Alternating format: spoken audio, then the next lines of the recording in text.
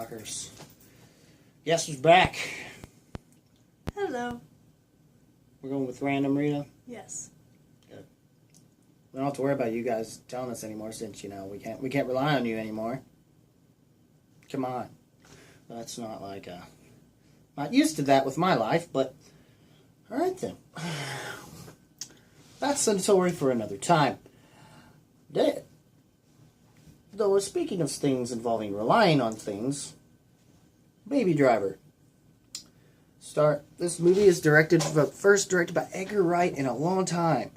Or at least we could have got, or what could have been, since of Ant-Man, but didn't really get to because of certain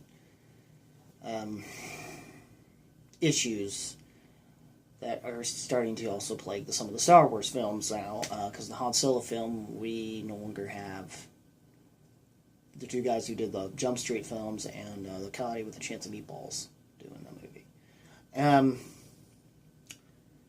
But anyway, on to Baby Driver. This movie is, well, it's honestly a crime-style movie. Kind of has some action to it, of course. I find this just to be, well, at least involves driving, but it's done in a way that has a purpose to it, Most of this is based on the music itself, and Baby Driver referring to Baby himself, most of the time, played by Ansel Elgort, if I'm pronouncing your name right, dude. Sorry if I'm not. Who is a young man who would love the music, who works as a getaway driver for a rotating crew of bank robbers. Most of these rotating crews of bank robbers have mostly been consisted of some interesting casts of people, or at least some big-name actors. 3 of them at least, are big-name actors. Mostly also consisting of Doc, played by Kevin Spacey. Buddy, as he goes by in the film, played by John Hamm. Jimmy Fox's Bats, who, the way the trailers come off, you'd think it would have been Bats that have been more of a threat. I mean, he does come off for a while, but it winds up ending up being a different character. But there was also the Darling, who is of course the girlfriend and partner in crime to Buddy. And I mean, the cast here has been great. Has been really dang good. Oh really? I should have noticed this. But apparently one of the patrons, the restaurant, or at least a couple of them, were actually, I think, some rappers. Big Boy, I believe, but the one that stands out to me is Killer Mike of Run the Jewels, which is actually mentioned in the credits, that they use the song from Run the Jewels, but I never heard it, because there's so much other stuff that happened. The soundtrack itself is what is really the whole point of this, and the character himself of Baby mostly has this thing called tinnitus from what had happened within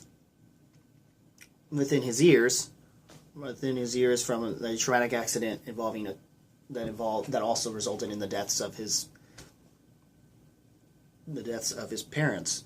Most specifically, the more music-oriented stuff been that of his mother, and which plays a definite part in this movie in terms of how his character does develop. For the most part, there isn't too much with him developing necessarily. It's not that there isn't to a degree, but his character already seems to have this good sense of right and wrong, even though or at least he has this black and white mentality, even though he is in such a gray area with his job, given this job of being a getaway driver for bank robbers. And there are moments where he at least tries to be a good enough dude to get you by, and at least, and of course the relationship. A lot of people say that the weakest element of this movie is considered to be the relationship between him and Deborah, or Debbie, played by Lily James, who was actually played Cinderella in the live-action Cinderella that did. Oh, okay. Particularly the one that's based on the live one. There's been so many live-action Cinderella adaptations, but the one that is specifically adapted from the Disney cartoon. Oh, okay. That was recent, a couple of years back. Don't know if did you see that or not? I didn't. I have. She I looked haven't familiar. though. I didn't know why she looked familiar. That's where she was from. I'm not sure where Baby, what his character would. I know the actor was in something else, but the other actors, I mean, and Kevin Spacey's Doc, as Doc, of course, was really good. I thought that he would be more of a threatening character, but at least in the end, that wasn't the case.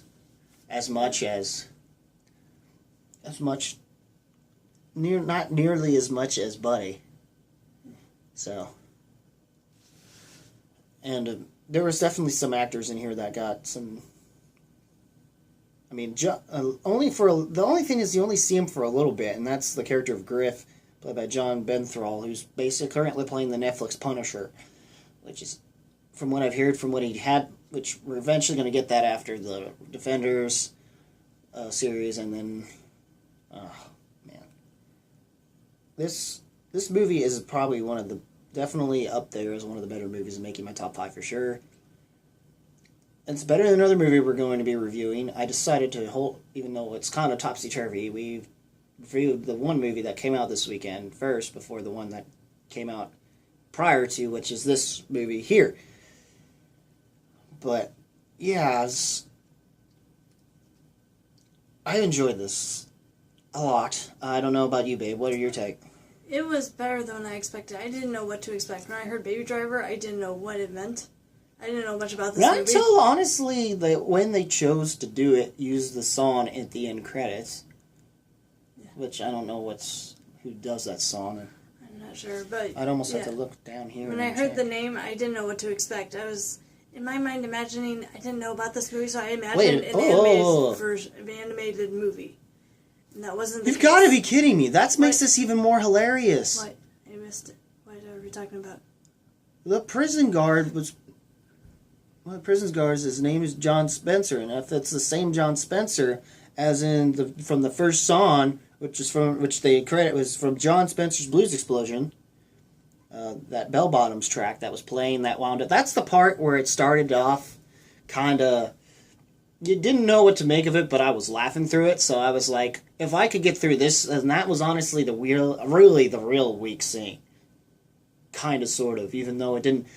And if that weak of if that's the thing that could make or break whether or not you're into it. But it's not until he starts driving that by that point people get into it. But if you're still somehow into that scene while he's waiting for them to get out and do their thing, I mean, yeah, you think you'll have a fun time with this movie no matter what, because that's the only song on here that seems to be Sky Fiera, which I'm guessing is, yeah. His mom. They really got very invested in the music. She really brought, like, who's scoring this sound? Who's been scoring this soundtrack? I mean, whoever it is, if I wish I knew who brought the soundtrack together. But whoever you are, man, you did good. You did dang good. The choices of the songs in this soundtrack. I mean, even songs that most people won't know, I think they'll want to go back and listen to them. For dang sure. Oh, they even have Beck? Like, where is that at? Interesting. Oh, yeah. I mean, the Queen song, Brighton Rock, I mean, that played a lot in there, and I actually want to listen to that Queen song, dude. Oh, it's Simon Garfunkel! Who did Baby Driver? Oh. That's nice. That's nice. A lot of people involved in this movie, or at least there's like very like minimal parts in this movie, were actually artists that had brought in songs for this soundtrack to be used. John Spencer's Blues Explosion, Killer Mike, the one half of Run the Jewels. It was I don't know if he's a big boy, might have been from some group here, or they mentioned him. I don't know, but possible it's somewhere in here, but I don't know who it would have been a part of. But it was sort of a bigger rapper name. And plus, I mean, the only thing that's missing is a Red Hot Chili Peppers song, given the fact that Flea was kind of a bigger role in this movie, played a somewhat bigger role, though small, in this movie, as much as John Bernthal, who also was in that movie with why am I forgetting it? I shouldn't have forgotten it, given the name of it. With Ben Affleck, it was he wound up spoiler I guess on that movie being the brother to his character. It was the guy was basically had autism spectrum. Why am I forgetting it? Oh yeah, the accountant. Okay. The accountant. There it is. But yes. Yes, indeed. But there's a lot in this movie. The relationship is great. The action's great. The storytelling of this film is definitely what helps make this. I mean, this movie worthwhile. It's definitely worth in the theaters. Oh, yeah. Not just the car scenes, but there are some action scenes. Most of the time it's cars, but it still is interesting and entertaining, and almost in a way that comes off. I have this weird way of saying it, and I know a lot of people aren't saying it, but I think they could agree with me in saying this, and yet I have yet to see this other movie myself. But Drive. It sort of feels like Drive in terms of how they handle story, but far more straightforward and linear, rather than being sort of like trying to have some deeper thought of meaning to it, or anything like that. I wouldn't go that far, I guess. I mean, it's a lot more, it comes off far more original, I guess, in comparison to Drive, but it's something that's kind of wrong. The type of movie that this is kind of typical, but it's the way they handle and execute it that makes it come off and seem so original, and that's how Edgar Wright likes to do things. And I don't think he's went that far with movies, with the way he does movies outside of how he managed to handle Scott Pilgrim versus the World. I'm not saying anything against the Three Flavors Cornetti trilogy with Nick Frost and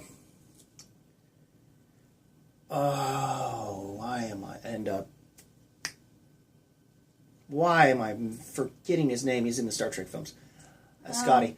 Darn it! Why am I blanking? I hate this so much. Who is he?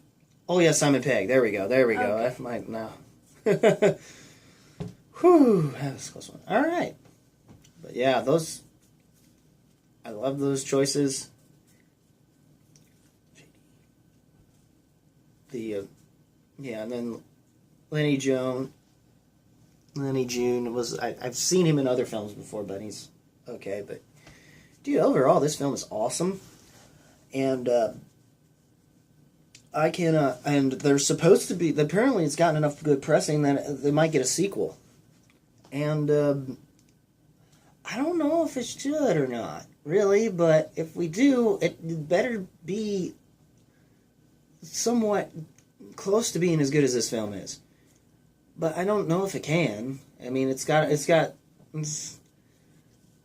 lot to live up to after this film, because right now this film basically rocks all the way. What do you think, babe? Oh, definitely rocks all the way. This was there you go, babe. But this one was very interesting.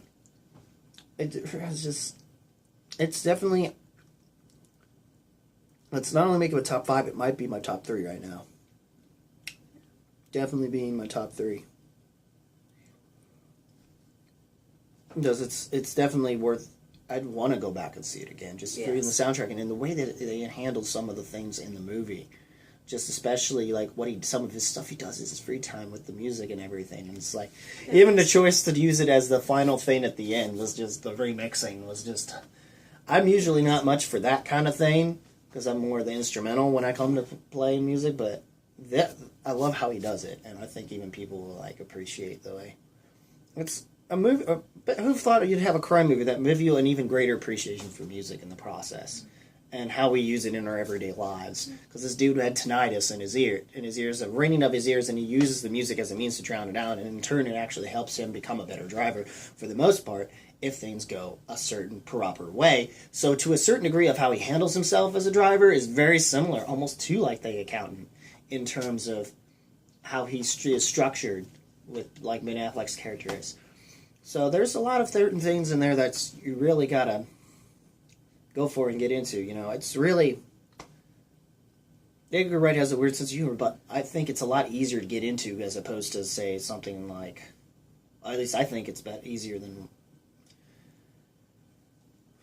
what Sean Gunn does. Or no, James Gunn. Sean Gunn's the brother. Sean That's Gunn's right. the brother. I was gonna say, what about Sean Gunn, the actor? Yeah, that's right. Okay, yeah. Better than James Gunn's humor, but yeah, whatever. Whatever with that. Once again, what did you guys think, Baby Driver? If you've seen it, leave a comment below. Comment below. Rock that like button on this video with thrust if you must. And as always, guys, keep it random, keep it real, keep it rocking, and we'll see you in the next video, which we'll be recording shortly after this. So, yeah, it's going to be a lot of fun. Get your popcorn ready. Peace out. Take care, y'all.